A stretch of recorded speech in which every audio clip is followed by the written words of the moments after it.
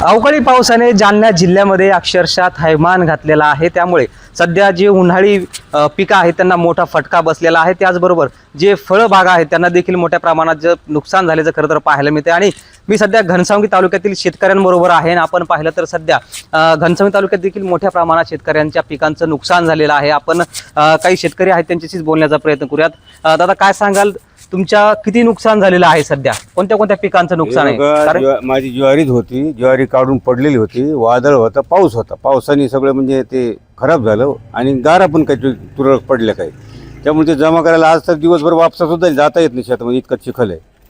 नुकसान म्हणजे आता ते विचारू नका, ते 2 दिवसाकरता 2 दिवसात सगळं झालं असं जिकडे तिकडं। या अगोदर देखील अवकाळी पाऊस झालं, पण इतकं काल परवा खूपच झाला पाऊस, येते 1 तारखेपासून जास्त झाला, आधी तर एवढा नव्हता।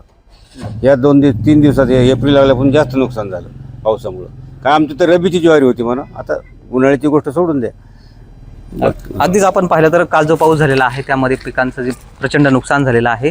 दादा, तुमच्या कोणत्या कोणत्या पिकांचं नुकसान झालंय? गहू, ज्वारी, हरभरा, हे पूर्ण पिकाचं, टरबूज, खरबूज आतूनच नुकसान झालेले। किती नुकसान असेल साधारणतः? खूप प्रमाणात, तरी 80%। बरं, आता काय मागणी असणार आहे शासनाकडे मग? हेक्टरी 1 लाख रुपये मत द्यावी। बरं, अच्छा। अगदीच आपण पाहिलं तर प्रचंड असं नुकसान झालेलं आहे आणि कुठेतरी शासनाने तात्काळ मदत द्यावी अशी मागणी केली जाते।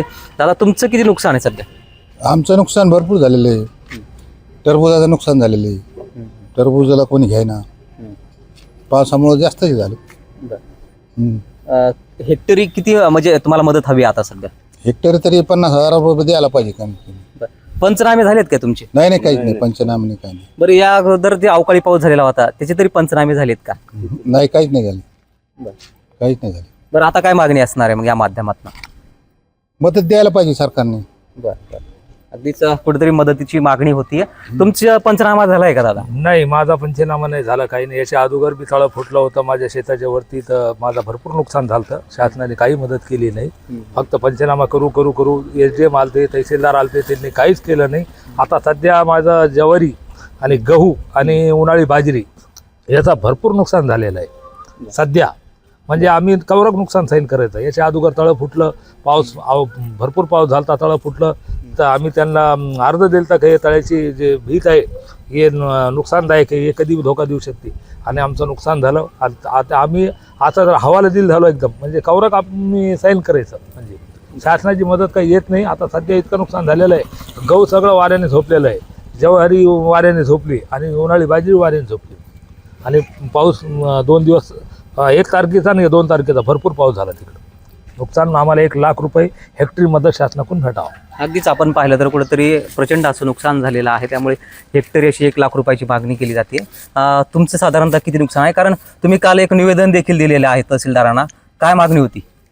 मी सर्वप्रथम LS मराठी न्यूजचे मनापासून धन्यवाद देतो की त्यांनी आज कुठंतरी शेतकऱ्यांच्या प्रश्नांना वाचा फोडण्याचं काम केलेलं आहे। आपण काल बघितलं साहेब, दिनांक 1 एप्रिल रोजी जो काही म्हणजे मोठ्या प्रमाणामध्ये हाहाकार अतिवृष्टी आणि अवकाळी पावसाचा आणि वाऱ्याचा झालेला आहे, त्याच्याच म्हणून आम्ही काल त्या ठिकाणी माननीय मुख्यमंत्र्यांना त्या ठिकाणी निवेदन दिलं आणि आम्ही मागणी केली की घनसावंगी तालुक्यामध्ये सर्व महसुली मंडळामध्ये अत्यंत मोठ्या प्रमाणामध्ये वारा असेल, अवकाळी पाऊस असेल यांनी हाहाकार केलेला आहे। याच्यामध्ये शेतकऱ्यांचं संपूर्ण रब्बी पीक हे उद्ध्वस्त झालेलं आहे, म्हणजे कुठंच काही उरलेलं नाही आहे। त्यांचे घरे उडाली, त्यांचे शेड जे असतं, गोठा असतो, त्यांचे पण पत्रे उडालेले, खूप मोठं नुकसान शेतकऱ्यांचं झालेलं आहे। म्हणून ह्या शेतकऱ्यांना जर याच्यातनं वाचवायचं असेल तर आपल्याला कमीत कमी हेक्टरी 50,000 रुपये हे रब्बीसाठी आणि फळपिकांचाही मोठं नुकसान झालेलं आहे, त्यामुळे त्याला हेक्टरी 1 लाख रुपये आपण दिले पाहिजे। आणि जे काही गोठे पडे त्यांनाही त्या ठिकाणी सानुग्रह अनुदान म्हणून आपण 1 लाख रुपये त्या ठिकाणी दिले पाहिजे। ही खूप गरजेची मागणी आमची। साधारणतः कुठे कुठे नुकसान झालेलं आहे? आपण बघू शकतो घनसावंगी तालुक्यामध्ये जे काही 6 ते 8 महसुली मंडळ आहे, त्या संपूर्ण महसुली मंडळामध्ये हे वारा आणि पाऊस होता, त्यामुळं पूर्ण घनसावंगी तालुक्यामध्ये हे नुकसान आज तरी दिसतंय। म्हणून शासनाने तात्काळ कृषी सहाय्यक असेल, तलाठी असेल यांना आदेशित करून आपण तात्काळ पंचनामा करून याला तातडीने मंत्रिमंडळाची बैठक घेऊन या ठिकाणी याला मदत दिली पाहिजे। या अगोदर देखील अवकाळी पाऊस झालेला होता, त्यामध्ये काही पंचनामे झालेले आहेत का तुमचे? नाही, याच्या अगोदर काही पंचनामे झालेले नाहीये, पण त्याच्यामध्ये पाऊस काय एवढा जास्त नव्हता, परंतु 1 एप्रिल 2 एप्रिलला जो काही पाऊस झालेला आहे हे खूप भयानक पाऊस होता। याच्यामुळं शासनाने लक्ष देऊन विशेष याच्यामध्ये आपल्याला अनुदान देण्याची खूप गरज आहे। बरं, आता काय मागणी असणार या माध्यमातून मग सरकारकडे? तुमच्या माध्यमातून शासनाकडे हीच मागणी आहे की आम्ही जे काही काल घनसावंगी तालुक्याच्या वतीनं तुम्हाला निवेदन दिलेलं आहे त्याची आपण तात्काळ दखल घेऊन आपण प्रशासनाला खाली आदेश देऊन पंचनामे पूर्ण करावे आणि लवकरात लवकर या ठिकाणी शेतकऱ्यांना भरीव मदत कशी होईल हीच आमची या ठिकाणी मागणी असणार आहे. अगदीच पाहिलं तर कुठेतरी लवकरात लवकर पंचनामे करून आम्हाला मदत द्यावी अशी मागणी शेतकऱ्यांकडून केली जाते. तुमचा पंचनामा झालाय का दादा? नाही पंचनामा येतं मला कळत तसंच पंचनामाला आले नाही कोणी अजून तर कोणीच नाही आलं. बरं, या अगोदर अवकाळी पाऊस झालता त्याचं कोणी आलं होतं तुमच्या? कोणीच नाही. आता आमचं वावर तिथं घर तिथंच कोणीच यायला तयार नाही.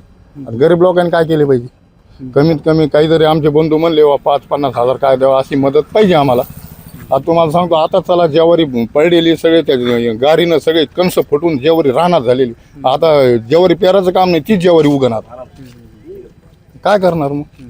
असं आमचं म्हणणं आहे. सरकारने आमच्या बंधूंनी सांगितलं 50 काय तेवढे पैसे सांगता नाही ना पण बंधून सांगितलं त्याप्रमाणे आम्हाला मदत व्हावा. अगदीच एकूणच आपण पाहिलं तर सध्या स्थितीमध्ये जे काल पाऊस झालेला आहे जे वादळी वाऱ्यासह पाऊस झाल्यामुळे पिकांचं प्रचंड नुकसान झालेलं आहे. त्यामुळे जे हेक्टरी आहे ते हेक्टरी 1 लाख रुपयापर्यंत आम्हाला मदत शासनाने जाहीर करावी आणि तात्काळ पंचनामे करावेत अशी मागणी आता शेतकरी वर्गातून केली जाते.